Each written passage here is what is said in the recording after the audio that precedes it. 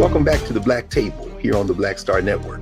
This is our weekly hour devoted to exploring ideas and subjects of special importance to people of African descent and to everyone working to build a better society. I'm your host, Greg Carr, and we think every week we're providing something that is unique and joining in the work of the Black Star Network to do that work. But today we have something that is singularly unique. We are joined by the founder and the chief executive officer of the Black Star Network in order to discuss his latest book, White Fear, How the Browning of America is Making White Folks Lose Their Mind. And that would be none other than Roland S. Martin. This is the brother who we all know well, award-winning host, managing editor of Roland Martin Unfiltered, the founder of the Black Star Network, the OTC Network, a daily commentator in a range of media, including iHeartMedia, is heard all over the country and, in fact, all over the world. A commentator in white media, whether it be ABC, MSNBC, BBC. We met in the wake of his public service. He's always everywhere, all the time, and we could talk about a lot of things. I'm just going to mention one other thing because I know he's ran to talk about this book. He's a member of the Texas A&M University Journalist Ring of Honor, an inductee to the National Association of Black Journalists Hall of Fame.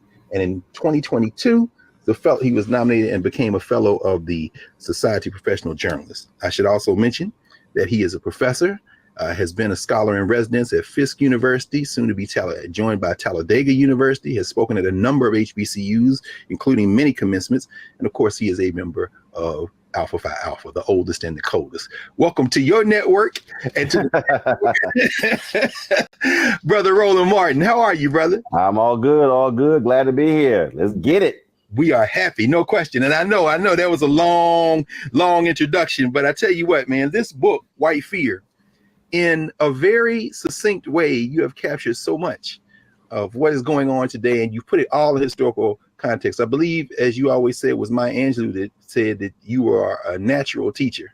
Yeah. And this book is a teaching text, brother. So if you don't mind, maybe we can start with this, because you're constantly processing, and we'll talk a little bit later about how you deconstruct major issues for folk on a daily basis.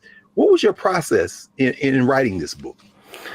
Well, it was interesting because Jan Miller is literary agent. I met her at an Emmett Smith golf tournament. They actually sat me next to her, and we were just talking. And Jan has represented Joel Osteen, Bishop T.D. Jakes, Dr. Phil, Cicely Tyson. I mean, she's like represented some major people.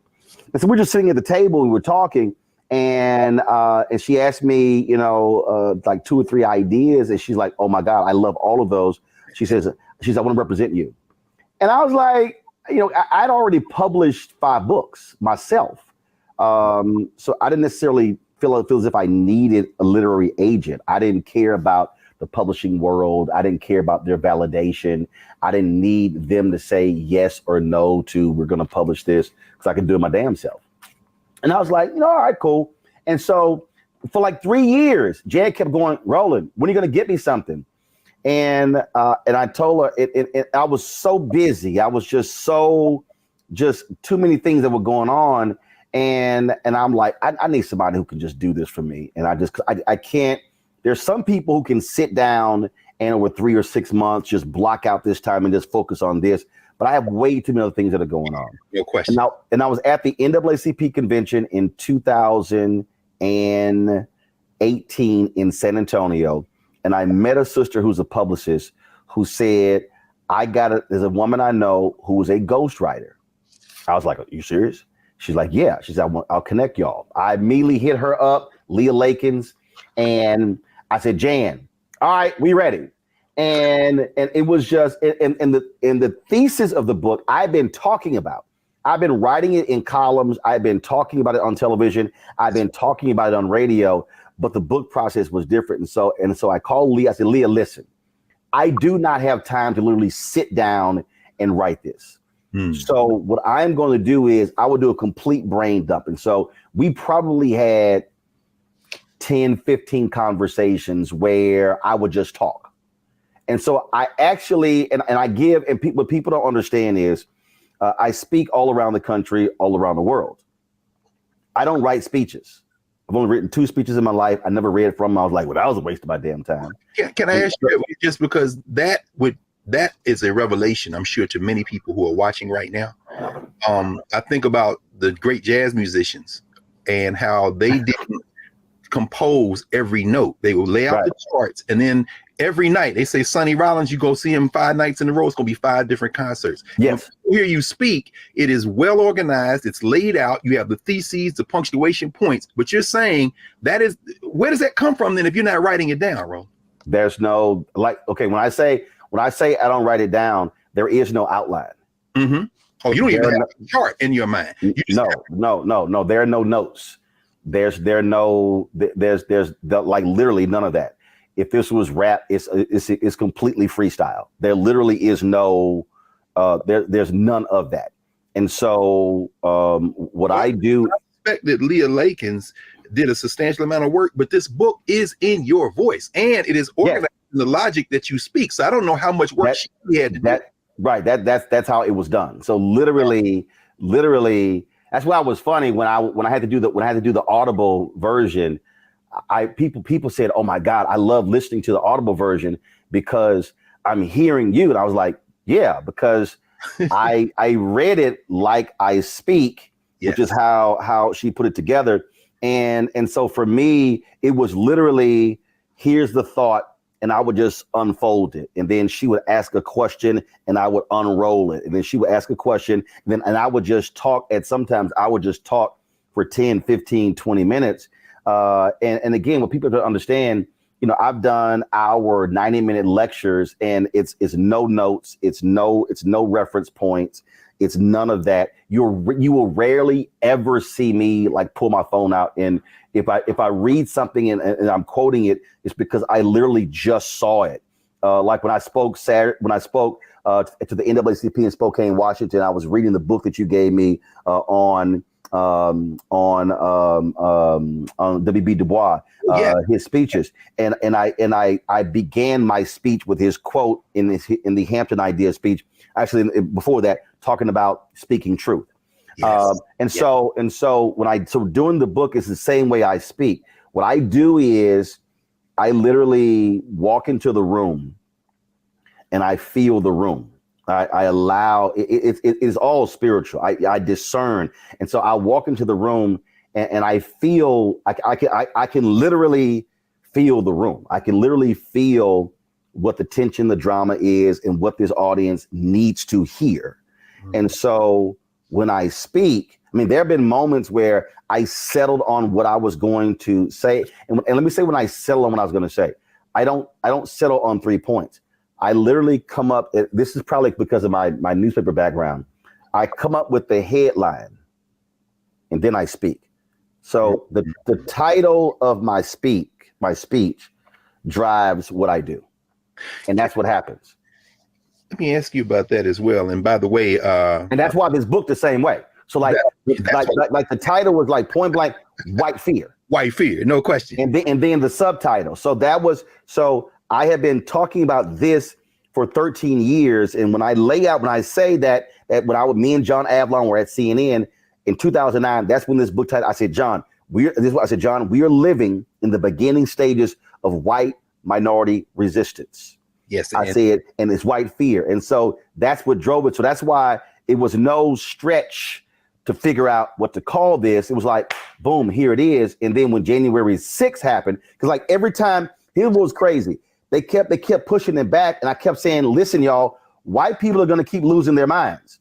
So at some point, we're going to have to publish this book because you can't just keep waiting. It was like Charlottesville. And it was like the next thing. And then when January 6th happened out and they kept pushing the deadline back, I said, you can't push it back further because I actually wanted the book to be out before the election. Actually, I wanted to be out at the beginning of 2020. And it was like something else happened. So we went back and had to change some stuff. And then when January 6th happened, I never forget, I was in Atlanta. There was a day after Warnock and Ossoff won the runoff. I was in a restaurant. I was with the Warnock campaign celebrating the win. and I was watching it unfold on television, and I was standing there and I was smiling. And somebody's like, man, why are you smiling? I said, oh, I'm smiling. I said, because now the rest of the world now gets to understand what black people have been talking about. I said, this is white fear.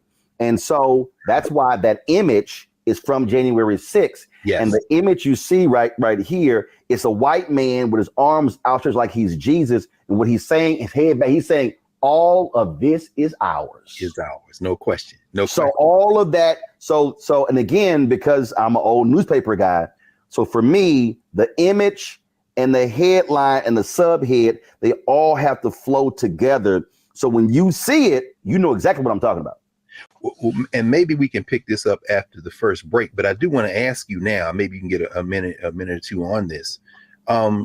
You pioneered the use of the word lie in broadcast media. I remember when you were at TV1, you saying, yeah, they won't call him a lie, won't call him that. Now you pick up the New York Times, the Washington Post, the word lie around Donald Trump. So my question really is, as white fear has this book emerged, what changed, Roland? What changed? Oh, and what changed was the one saying it. They could not. They could look. The default of mainstream white media is to give people the benefit of the doubt.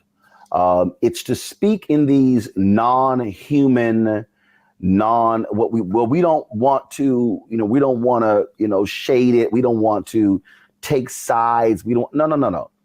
Truth is truth. I mean, again, let me just, it just resonated. And this is real simple. This is literally what Du Bois said. For in the world, this alone is necessary.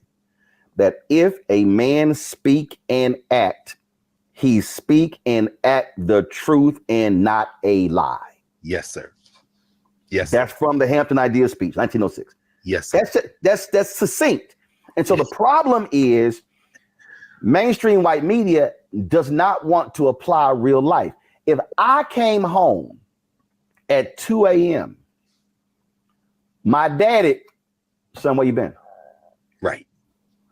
Now I can sit here. My daddy is not going to say, son, you're stretching the truth. He's not going to say, that's a misconception that you are providing to me. He's going to say, why your ass lying? Why you lying? So mainstream media is like, well, no. In order for us to call it a lie, we have to know the intent of the person saying it. We have to know their intent.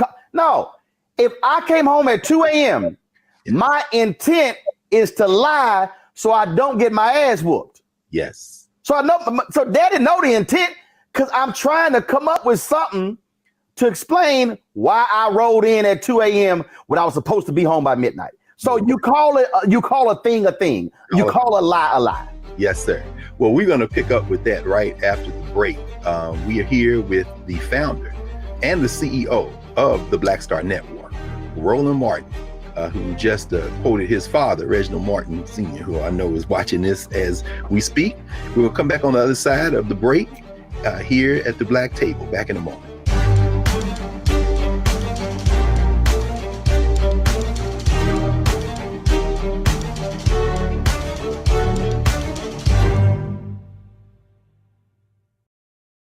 Hatred on the streets, a horrific scene, a white nationalist rally that descended into deadly violence. White people are losing their damn minds. As an angry pro-Trump mob storms the U.S. Capitol, we've seen shots. We're about to see the rise of what I call white minority resistance. We have seen white folks in this country who simply cannot tolerate black folks voting. I think what we're seeing is the inevitable result of violent denial. This is part of American history. Every time that people of color have made progress, whether real or symbolic, there has been what Carol Anderson at Emory University calls white rage as a backlash. This is the rise of the Proud Boys and the Boogaloo Boys. America, there's going to be more of this. Here's all the Proud Boys, guys. This country is getting increasingly racist in its behaviors and its attitudes because of the fear of white people. The fear that they're taking our jobs, they're taking our resources, they're taking our women. This is white fear.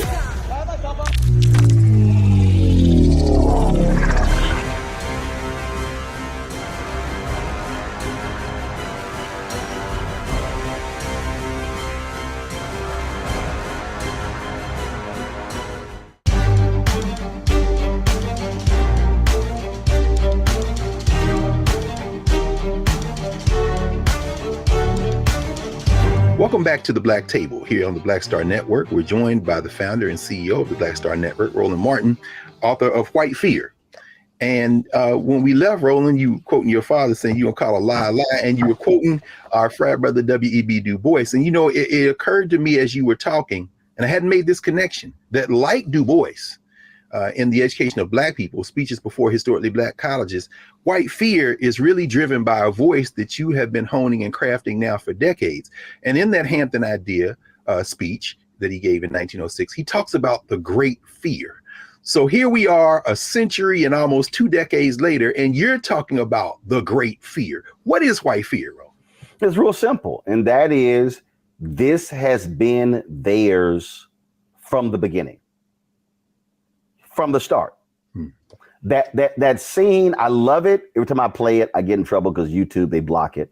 But that great scene from The Good Shepherd, yes. It's real clear. I mean, they say it. This scene between Joe Pesci and Matt Damon is a wasp, and Joe Pesci is a mobster, and they're going to him for the purpose of trying to kill Castro. The movie was directed by Robert De Niro. Also stars Angelina Jolie.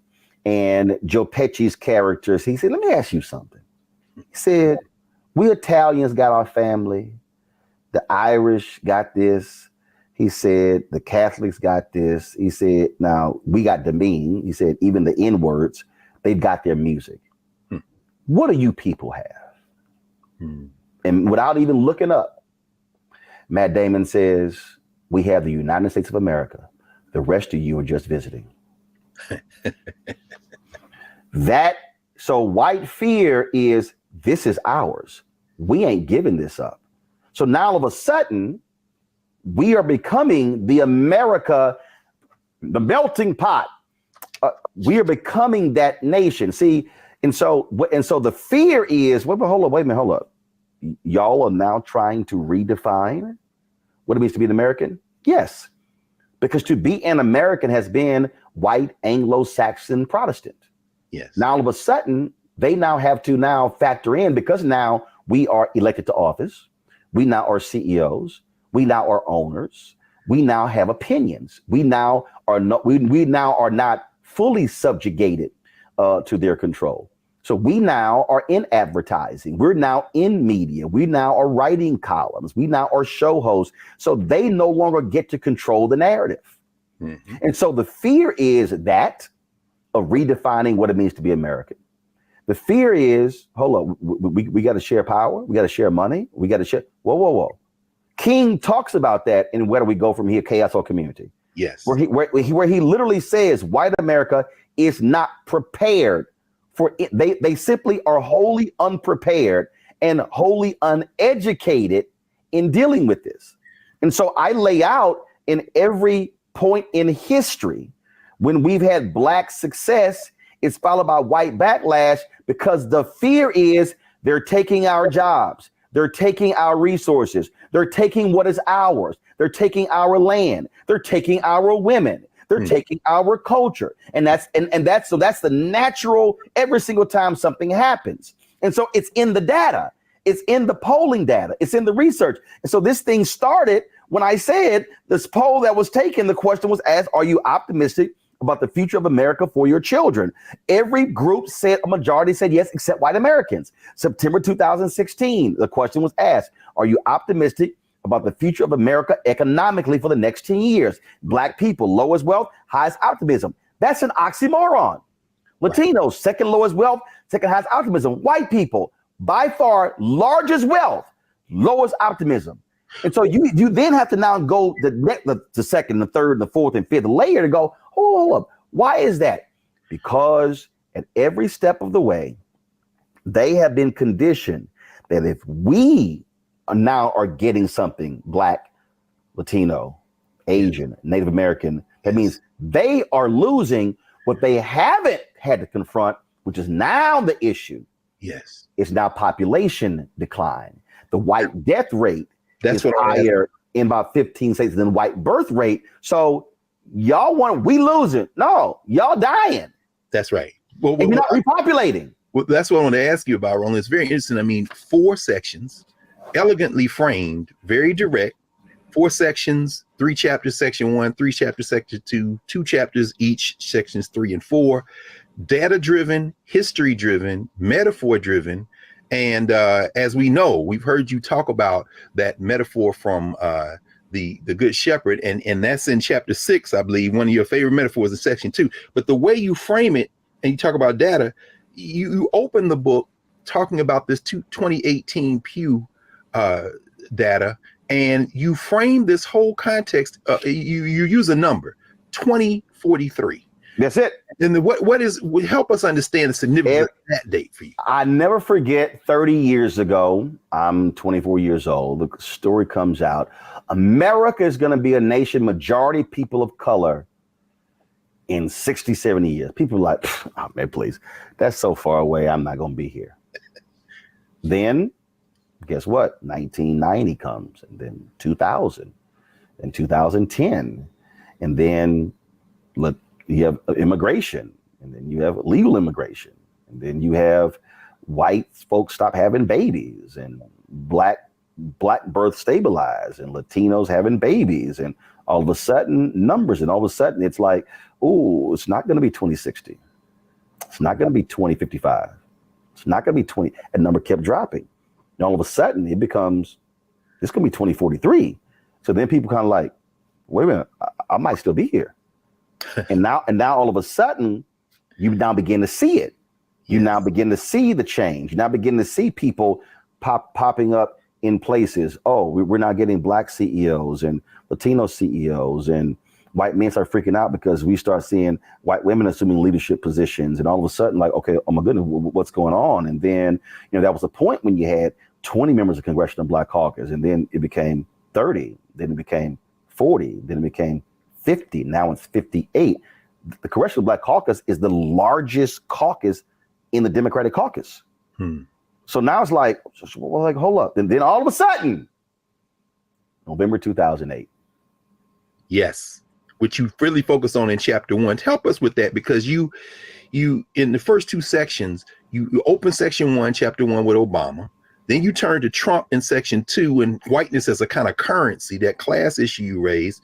And then you walk us through history all along. And by chapter 3, you connect Trump to this long arc, borrowing from Ronald Reagan, borrowing from the playbooks, but as you say, you say this thing really hit a critical moment when Obama was elected. Because it came real. Because all of a sudden, and see, this is where a lot of white folks get confused. They go, well, I don't understand. We voted for him. No, a percentage of you voted for him. The reality is Democrats have not gotten the majority of the white vote since the early 1960s. And so all of a sudden it's, whoa, this thing's real. And see, what I lay out with white fear, and this is the mistake that a lot of people make. They think I'm only speaking in terms of, it's these white conservatives. No. It's also white liberals and progressives. Because I dare say I've experienced a significant amount of racism from white progressives. Because whiteness is still the operative phrase. It's perception. So I go back to James D. Anderson's The Education of Blacks in the South, 1860 to 1935. Yes. Slavery's over. White abolitionists from the North. Oh my goodness, we've got to get down South, and we've got to begin to open schools to educate these uneducated, illiterate Negroes. Yes, sir. And they arrive, and 500 schools have already opened. That's right. And the freed slaves like, oh, I'm sorry, we weren't waiting on y'all. Nope. That they were like, well, hold up. And the freed slaves then said, now y'all can assist us. That's right. But this ain't like you coming to save us. No. So, in fact, they said, we'll take your money, but we would prefer that you just train us to teach, because we don't want your teachers. There you go. That's very interesting. And so black folks never, like we weren't sitting around waiting. That's right. So now all of a sudden, what then happens is Obama becomes president, and now becomes real. And now all of a sudden, even white progressives have to now confront wait a minute. Y'all been running stuff too. That's why I'm highly critical in the Democratic Party. Who controls the money flow? Yes. Who controls the purse strings? Oh, you want our black votes, but then you don't want to spend the money.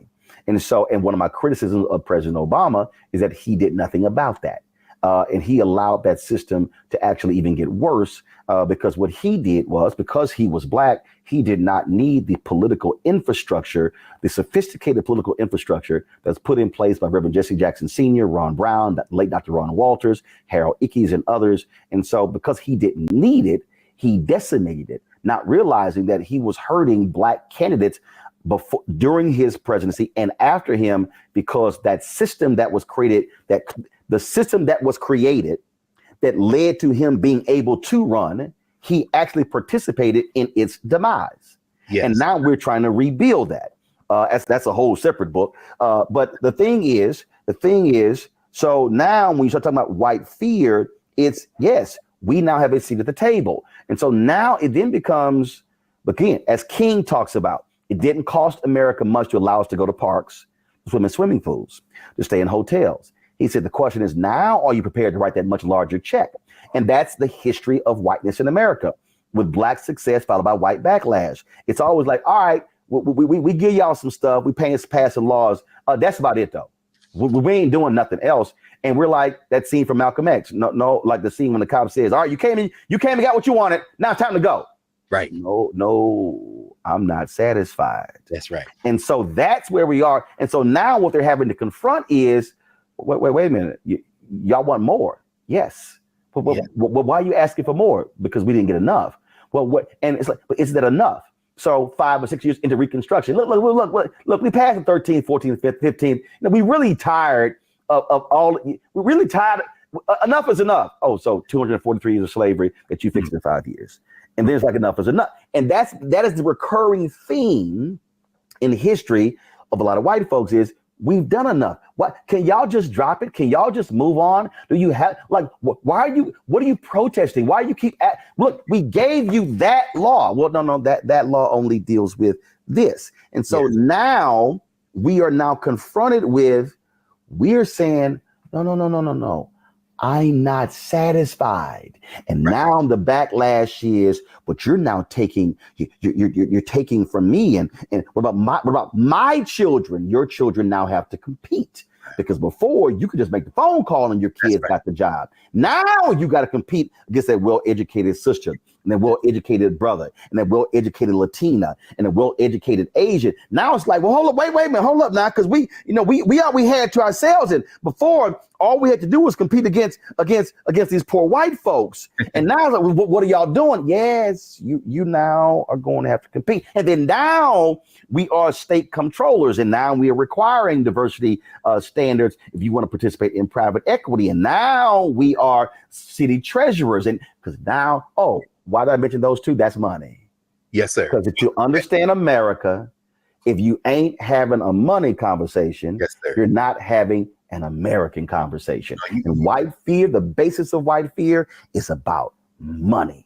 Because money in America is power. That's a good place to pause. When we come back from the break, we're going to explore another dimension that you talk about, that Roland Martin writes about in his book, White Fear. We're going to tie this to something you just mentioned, Roland, the question of memory, the question of the narrative of America, and really the question being asked, what do you want? And how what we want differs very greatly from what some of these white folk think we want. So we'll be back in a moment here at the Black Table.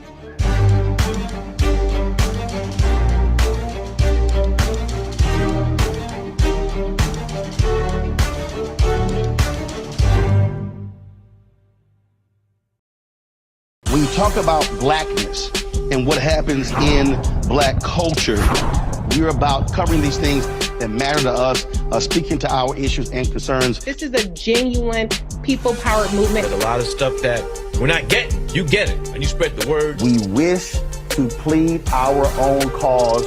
Too long have others spoken for us. We cannot tell our own story if we can't pay for it. This is about covering us. Invest in black-owned media. Your dollars matter. We don't have to keep asking them to cover our stuff. So please support us in what we do, folks. We want to hit 2,000 people, $50 this month, raise $100,000. We're behind 100,000, so we want to hit that. Y'all money makes this possible. Check some money orders. Go to P.O. Box 57196, Washington, D.C. 20037-0196. The Cash App is $RM Unfiltered. PayPal is R Martin Unfiltered. Venmo is RM Unfiltered. Zelle is Roland at RolandSMartin.com.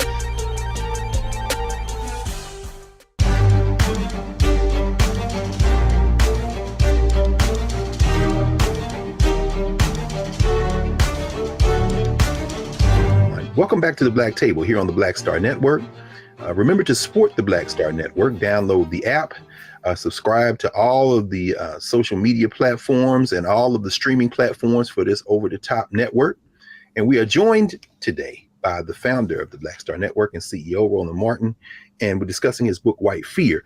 Roland, when we left, you talked about how to understand America, and you talked about money being at the center of this. You know, very interesting. In section 2, you open with a conversation that Toni Morrison had with Charlie Rose, a question where she's trying to help him understand that the objectives of Black people don't clash with the objectives of a different kind of society.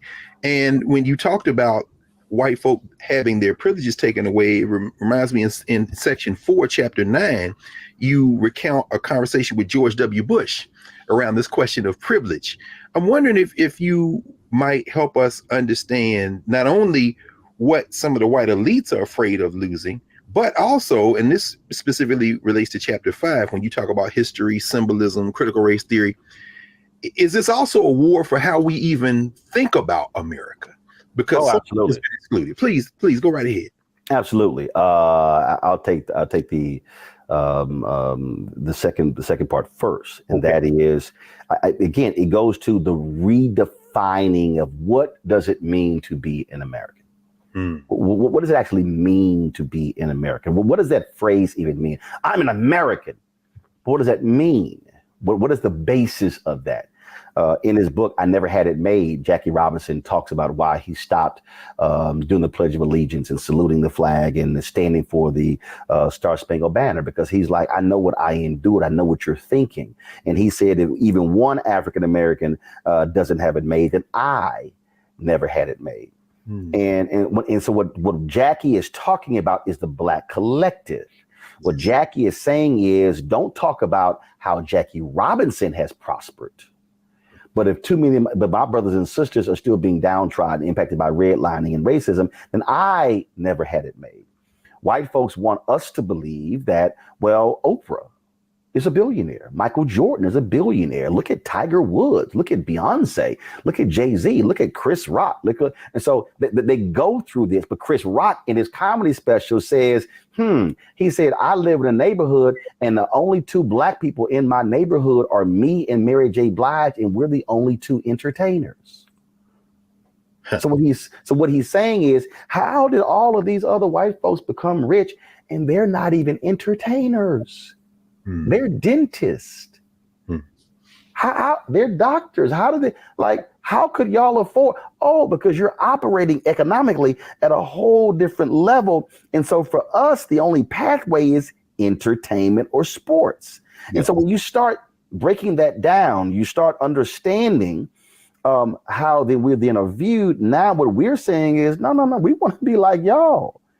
We want to be a 7-figure dentist. We want to be a 7-figure architect. We want to be a 7-figure engineer. We want same thing. Why do we have to? Because see, if you're telling us that we only have to play sports and sing and dance in order to enjoy the American dream, what you're really saying is, I still need you to be 21st century mandingos and perform for us. Yes. And how does that, it's interesting, Roland, as you raise that, because one of the things that you really carry as a theme throughout the book is Black institution building and self-determination. Completely. In the chapter on history, symbolism, and the kind of theft of our memory, you talk about the role of the Black press. And of course, Black Star Network being another example of independent institution. And you're always bringing, I saw a couple of your interns at this Center for Journalism and Democracy, the Nicole Hannah-Jones opening. Your name was raised several times, including by your interns who were there. You employ a lot of HBCU interns. And you also talk about, in the chapter on education, the importance of HBCUs. I mean, how important is the value of independent, Black-owned, Black-run institutions in this work? So I go back to I keep referencing this because I do believe among the 1,000+ books I have that where do we go from here? Chaos or community is in the top 3 of all books that I have. I cannot stress enough. I know I've sold more copies of this book than the King Children. I mention this in speeches, in lectures, everywhere. Because there's a portion in that book where King says that there are 4 institutions that are prime position to liberate Black people. He uses the word liberate. He says the Negro Church, the Negro Press, Negro fraternities and sororities, and Negro professional and business organizations. He's talking about infrastructure. He's talking about you need to have institutions to liberate. You cannot have individuals cannot liberate us as a people. Patton, as an individual, could not do what he did against Hitler's Third Reich. He needed an army. And so our institutions are those things that survive when we transition to become ancestors. The institutions, that's what passes the baton. And so you need the institutions that also is reaching a mass of people. And so you can be an individual teacher, but when you are now teaching several hundred students, you are now passing the knowledge on to them. And so now all of a sudden you're teaching more and more and more. Now they're taking the knowledge and going further. So if we don't understand that as we are now as we're breaking down white fear, you have to build institutions. What I'm actually doing is a reverse, and I think the book is right there. It's a reverse of Gerald Horne's book dealing with Claude Burnett. But the key thing is not Claude Burnett's Negro Associated Press. It's the second, the Jim Crow paradox. Because as Gerald Horne lays out, the Jim Crow paradox is when we were breaking down institutions, but as Horne we're putting a nail in our own coffin because we were fighting white supremacy, fighting Jim Crow. But while we were doing that, we were ending our institutions. I invoked Jackie Robinson a little bit earlier. And so when people talk about, Jackie Robinson made the major leagues, no, it was only called the major leagues because white folks had more money. And they had better stadiums and better lighting and better uniforms and better travel and could afford different food. But the actual major league stars were in the Negro leagues. And so the better talent was in the Negro leagues. They were simply shut out of. So I even don't even want to call it the major leagues. I want to call it white baseball. Yes, sir. And so what then happens? Because of our, and I understand it. Trust me, I understand it. But because we were like, no, we are good enough. We are good enough. And how dare you leave us out? We're good enough. It's like, oh my God, Jackie made the major leagues. Yes. And let me be real clear. I'm not dissing Jackie. Now, anybody who act a fool, just understand this is literally sitting right here. Yes, sir. Yes. Just so anybody act a fool. Yes, I'm not dissing Jackie Robinson. I'm not minimizing his impact. But what it was is this no, we're going to show y'all. Well, you write in the book. What then happens? We do it, and the demise of the Negro Leagues, the demise of an institution. That's right. And so what happens? So we take our Black bodies, but we take our Black dollars. Yes. And every Black person in America becomes a Dodgers fan. And so we're filling the stadiums. And so we're overlooking the fact that when Branch Rickey was looking to sign Robinson, he wasn't just looking at Robinson, or he wasn't just looking at Josh Gibson. He wasn't just looking at Satchel Paige. He was looking at the crowds. So the Black dollars followed. So for Black people, while this has to be redefined or reprogrammed, yes, sir, we have to understand that when we want to flow over to white institutions, We have to realize that what we cannot do is destroy what's our own, because see, when they don't, oh no, we're not going to cover that. Well, then who's left to cover? Oh no, we're not going to focus on that. Well, so now we are now asking, please, can y'all please come cover us? Can you know what? Fine. You can't give us an hour. Can we just get 30 seconds on your air? Get over here. Look, Doc, I can tell you, when I went to the Apollo Theater, when the movie Get On Up came out. Yes, sir. This is the perfect example. And I'm not gonna name. I'll tell you offline who the person was. Yes, sir. But here we are at the Apollo Theater, and I appreciate Talitha Watkins, because what she did is she was a puppet. She made sure that my setup was just as prominent as Entertainment Tonight, Access Hollywood. Yes, sir. So with TV One. And so we're sitting there, and this was actually the second time I met Chadwick Boseman. This is where we actually exchanged phone numbers. And so I'm sitting there and I'm interviewing Dan Aykroyd, and I'm interviewing Glazer, and I'm interviewing the Rolling Stone, Mick Jagger. Mick Jagger, yeah. And I'm interviewing Chadwick, and I'm interviewing Spencer. But there's one person who was in the movie who chose not to sit down with me. Huh. I don't know why. Huh. But they wanted to go sit down with Entertainment Tonight. Of course. And I start laughing because I'm like, Entertainment Tonight might give you 30 seconds. Right. I'm gonna give you 10 minutes. That's right. And so see you. The people you claim to be representing are going to see you. So again, so for whatever hang up you had, whatever mood you were in, yes, what you should have done.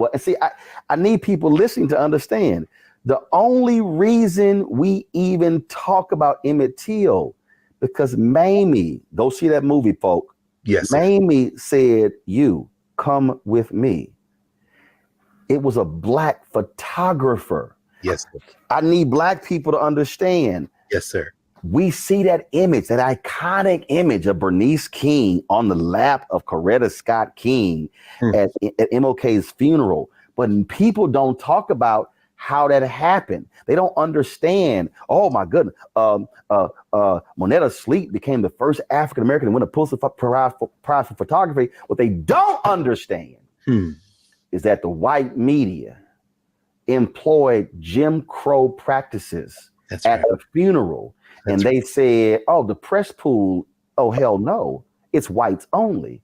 And there was Lerone Bennett at Ebony and Simeon Booker at Jet, who went to Coretta Scott King, and they said, Mrs. King, they are not going to allow Ebony and Jet and Black media into the press pool in the church. And Coretta Scott King said, please let everyone know, if Ebony and Jet are not allowed in the press pool, there will be no press pool in the church at my husband's funeral. And they let Sleet in, and that's how he was able to shoot the photo, that iconic photo that no white photographer got. And that's what led to the Pulitzer Prize. And so what I'm saying is that's Black institutions where Coretta Scott King did not say, well, the world is covering the funeral of my Martin.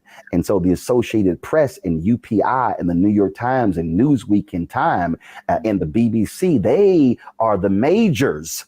Y'all hear my language? Yes, That's the majors. And so, no, she said, no. Because she said she remembered before AP and UPI and Newsweek and Time and New York Times had Martin in the papers, in the magazines, he was in Ebony and Jet. Yes. And so that's institution building. And so I'm marrying those two by saying, as we are confronting white fear, as we are demanding full equity, equality, I'm not satisfied. At the same time, we are not denying Black institutions, because even when we're in those places, they still are going to run and control them. And I'm a last point here, and I don't think when I use the story of Winnie Mandela, I'm at CNN, and that they can't find anybody at CNN, all those people who were on air to fly to Birmingham to interview Winnie Mandela. And so John Klein, being president of CNN US, calls me and says, "Hey, Roland, do you want to do this?" Hell yeah, of course. This is Winnie Mandela. This is a freedom fighter. Ain't no Nelson Mandela out of prison as president unless there's a Winnie Mandela fighting on the outside. That's right. And so I go to Birmingham and interview her. And first of all, that was a flirtatious woman. She was flirting with me the whole time. That is her reputation. There's a photo she made me put my arms around her. She looked, "Oh, you cute." She was flirting me. She was like, Winnie was a flirt. So it was hilarious. We in a church too. It was too funny. So I interview her, and so we get back, and they go, "Oh, we need to talk to you." Okay. Well, why didn't you ask her about when she was on trial for putting on trial? And I said, yeah. So I said, why in the hell y'all didn't go interview her? Right. I said, I asked her what I wanted to ask her. That's right. They said, we're not going to run the interview. I went to John Klein. I said, hey, man, your folk in Atlanta not going to run an interview. So I need the tape. I'm going to run on my TV One show this weekend. Now, John was like, great. That's great. I got it. We came to DC, transferred, because it was literally on a tape. It was on a tape. Transferred it, aired it in 2 parts on TV One. March 2018, I'm in Memphis preparing for MLK 50, the 50th anniversary of assassination, Winnie Mandela dies. While there, I interview Reverend Jackson. I interview Randall Robinson. I then tell my man Keenan restream the interview. The only reason you or anyone else is able to see me and Winnie Mandela is because I had a Black show on a Black-owned network as an outlet to show it. Yes, sir. That's why I'm talking about we have to be, as we're still breaking down Jim Crow and breaking down this white fear. We cannot forego our Black institutions because they are the ones that are always there with us when we are, because they also are the impetus for fighting and the organs for putting pressure on the white institutions. You cannot have Black institutions that are crumbling while you're trying to break down another system. Absolutely. Absolutely. Thank you for walking us through that, Roland. The importance of institutions and also teaching other lessons, such as the importance of owning your material, intellectual property. A lot of lessons being taught today at the Black Table. We're going to come back in a moment with our founder and CEO of the Black Star Network, Roland Martin, discussing his book, White Fear, How the Browning of America is Making White Folks Lose Their Minds, here at the Black Table on the Black Star Network. Back in a moment.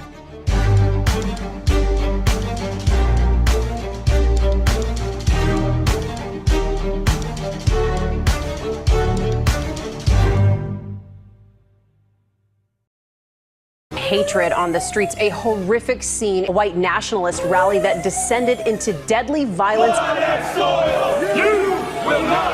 White people are losing their damn minds. As an angry pro-Trump mob storms the U.S. Capitol, we've seen shooting.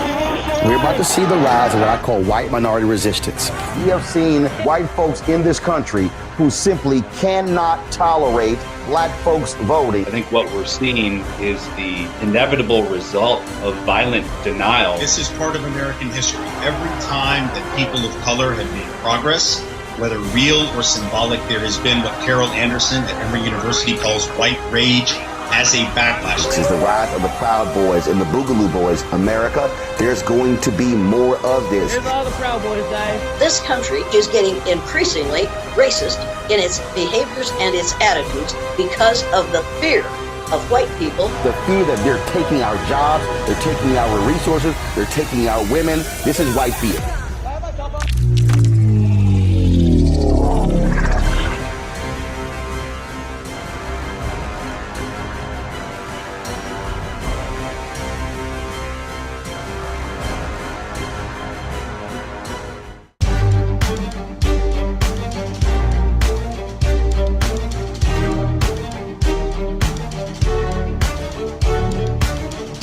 Welcome back to the Black Table here on the Black Star Network. Don't forget to support the Black Star Network in every form. Download the app and stay tuned for shows which run 24 hours a day, 7 days a week, including this one, the Black Table. Roland, you propose a number of solutions in this book And maybe we could spend the last 4 or 5 minutes talking about a couple of things if you want to mention them. I'll just throw a couple out and you can obviously take it however you want to take it. You predict that Trump was going to run again. He has announced. You identify major issues, voter suppression. You zero in on North Carolina and Alabama. Certainly, we see them back. Supreme Court has been arguing them. We've had a couple of shows on that. And you talk about the fact that there's no good to have the Department of Justice if you're not going to use it. And people are calling on Merrick Garland to move forward. Perhaps if you'd say a few words about what you see coming next in this battle that we're fighting, and how, and you do this in the conclusion, how you expect white folk, black folk, and other folk to respond. Black people must be fully prepared, because when you back a rat into a corner, it will do whatever it needs to get out of the corner. Yes, sir. We are going to see more violence. We're going to see more vitriol, because as each day passes, it is a nail in that coffin. What we also must confront, and this is where I'm going to have our Latino / Hispanic brothers and sisters are going to have to aggressively confront the racism, the classism that comes from many of their countries where they have a negative view of black people. We're going to have to deal with white Hispanics identifying with whiteness in America, so therefore aligning with white nationalism. Now, that is going to be a very difficult subject for a lot of people, because it is going to force them to confront the realities of that white racism that emanates from the countries. And so not everyone that calls themselves brown is brown. That's going to be real. It's going to be real. And so what also is going to be happening is you're going to see, again, folks are going to fight back, which means that when you are in a war, you must be on war footing. You must be preparing for war, which is why I say we need to be fortifying our children educationally. What we cannot do is be in a war, and then all of a sudden we are approaching 2043 and the demographic numbers are changing, and our education levels are are abysmal. We've got to ensure that our kids are up to par. I want us to return to that day of educational fervor that existed post slavery, that existed during Jim Crow, when you had black families that had 20 kids and mama and daddy never got past the 3rd grade, but all 20 kids graduated from college. Like what was that? But you had and black people, and they never made more than $10,000. They were broke, but they said, no. Y'all going to see, it was a fervor. Yes, I need that to happen. I need us to truly understand collective power. April 3rd, 1968, MLK talks about that in his speech at Mason Temple, where he says black people individually are poor, yet collectively represent one of the most powerful and the largest economies in the world. And so when I'm fighting for black-owned advertising dollars, that's a collective thing. Because if we're able to drive use the power of the collective to now, let's just say we get 10% of the $322 billion spent in advertising, that's $32 billion, when right now we're getting 0.5%. You talk about on a federal level, we're getting that $560 billion is being spent on federal contracts, yet we're getting 1.67%, $9 billion of the $560 billion. Imagine if we go from $9 billion to $56 billion. This is where I battle with folks who stand and fight for reparations. And I make clear, I can make the intellectual argument, I can make the philosophical, the economic argument as well.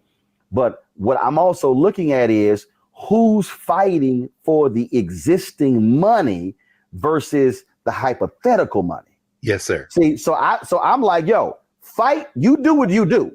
Yes. But somebody over here has to be applying pressure to the system and say, no, it's $560 billion right now the federal government is spending. Yes, sir. Where's our fair share? Where's our fair share in advertising? Where's our fair share in the states, in the county, in the city, in the school district? And what? See, again, it's understanding when you're in a war, you don't fight on one front.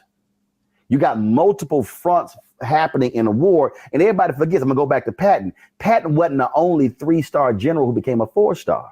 No, that sir. was Bradley. That was Eisenhower. See, you had multiple generals leading different battles because they were trying to win a war. Yes, we want to act like there's only one front. No. Go do you. And I'm not going to go do you, but over here, this is the front that I'm fighting. So that's what I need people to understand what we're doing, where we're trying to go, and what is required. And I need white people. I need white people to be listening to Jane Elliott and Tim Wise and confronting their whiteness in church, in their families. They have work to do. It's not just on us. King said, I'm leading my people into a burning house. Well, guess what? We can't always be the firefighter because sometimes we're not at that house when it's burning. Yes, sir. We need white folks to step up, and that's why I also call to challenge people. You've got to do something. You've got to be an active participant in this thing because we're not going back. They can get every red hat they want to, holler, make America great again. You can look at every survey they talk about. The optimum period was the 1950s. Well, it wasn't optimum for us. It was for y'all. Yes. So we ain't going back to that. This is now the redefining of America. And now that we're going to have to confront what that means, it's war. Absolutely. And we have to be prepared for this educationally, philosophically, spiritually, morally, on every front. Absolutely. Well, I mean, thank you for joining us and for this book, which seems to capture an entire career, an ongoing work of insight. And so White Fear has given us a roadmap to what we have to confront and how to confront it. We want to thank you for spending some time with us here at the Black Table on your Black Star Network. So we appreciate that, brother. Thank you so much. Appreciate it. Of course, Brad. Appreciate you, man. We'll be back in a moment to clear the table and prepare for our next session at the Black Table.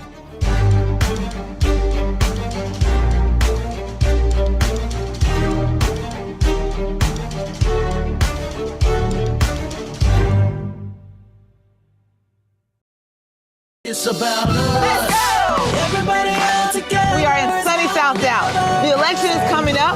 It's super important that folks know who they are voting for, but more importantly, what they are voting for. Y'all, we got the free shirts and free lunch right over here. Freedom is our birthright. No matter what we're up against, we're sending a message in Dallas and Texas and in the country. We won't back down. That's what this bus tour is all about. The housing cost is one of the most capitalized areas that we have found. People who are marginalized, that are brown and black, we are suffering the most, and I think that we have the biggest vote and the biggest impact in this election. I'm voting for affordable housing, for sure. We should not be paying the cost of a utility failure because our elected officials are too proud to say we need help. I know that we can bring out our people to vote. It's a part of our birthright. It's a part of our heritage, and surely it's a part of our present, part of our future. That's right. That's what's up. And we won't black down. Forward that message to 5 friends, because in that message it's got links to how to get registered, how to check your registration status.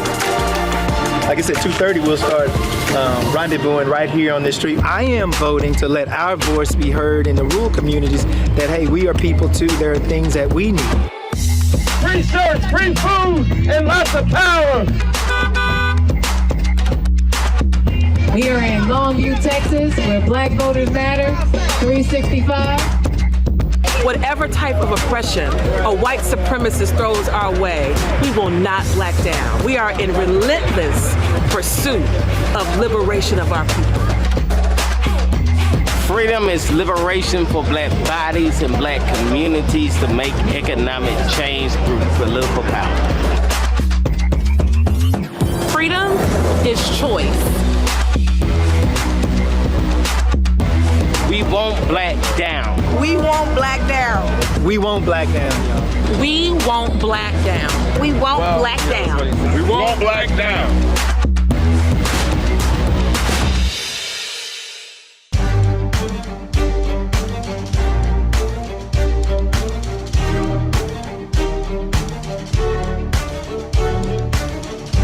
Welcome back to the Black Table here on the Black Star Network. We have had a remarkable hour with our founder and CEO, Roland Martin. Certainly now you see why the Black Star Network is important if you didn't know before. And as he made some closing remarks, he evoked several folk who have endorsed this book, which is flying off the bookshelves. He talked about Jane Elliott, and Jane Elliott said, you know, once we get this information in every classroom in the United States, we will all stop seeing race as real and start appreciating it and appreciating all of us as we are. Tim Wise, who said America is spinning out of control, but William Barber, Reverend Barber, said understand white fear so you can release and resist it. And finally, Roland Martin writes in this book, he says, I want this book to be the rallying cry and change is now, and we are change. So with that in mind and that ringing in our ears, if you haven't downloaded the Black Star Network app, please do so. Share, tell folk globally, because this network is on the march and you understand the importance of Black-owned, Black-controlled media that is truth-telling. Thank you, Roland, for being with us here on the Black Star Network and the Black Table, and we'll be back next week.